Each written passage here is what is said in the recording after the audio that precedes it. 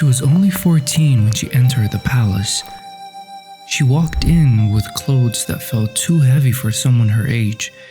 She was just a girl, but that day, she became a concubine. They trained her how to bow, how to walk, not to speak unless spoken to. And as she walked towards the emperor, that was all she could focus on. But deep down, Wu Zhao carried something more.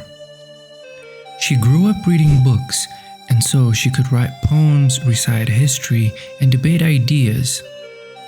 These were skills no one would expect from a grown woman, let alone a young girl.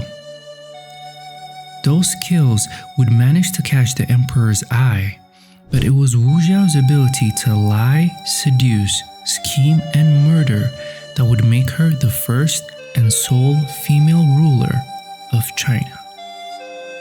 This is the story of how this 14-year-old concubine ruled one of the most powerful empires. At first, she was just one of the many concubines. She followed the rules and did what she was told. But no matter how well she carried herself, nothing made her stand out. Until one morning, she was passing by and saw the emperor struggling to tame a wild horse.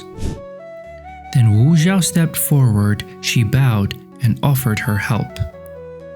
Amused by her courage, the emperor asked what she had planned to do. She said she would need 3 things: a whip, an iron mace, and a dagger. She continued to explain and said, "I'll use the whip to guide him. If that doesn't work, I'll try the mace. And if he still refuses to obey, I'll use the dagger and kill it." The emperor smiled and immediately appointed her as his secretary.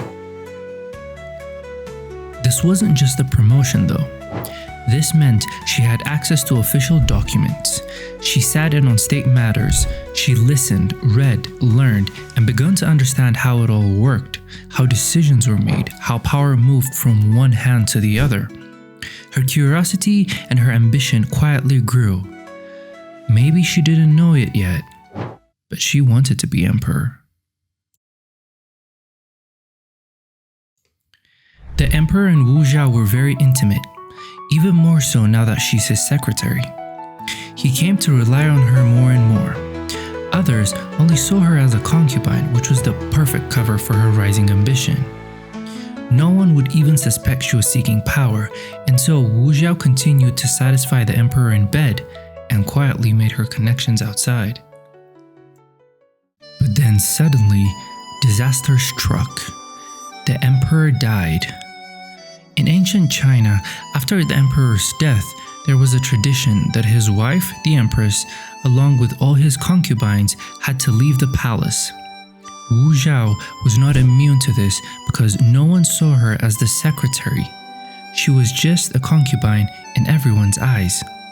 And so, all of the emperor's concubines were sent to a Buddhist temple where they would live quietly for the rest of their lives. Part of the tradition meant they had to shave their heads as a sign of mourning. And just like that, her dreams disappeared. She carried out her duties like normal and waited. She knew that someday she would get out of there. She just didn't know how. But after 5 years of patience, that moment has come.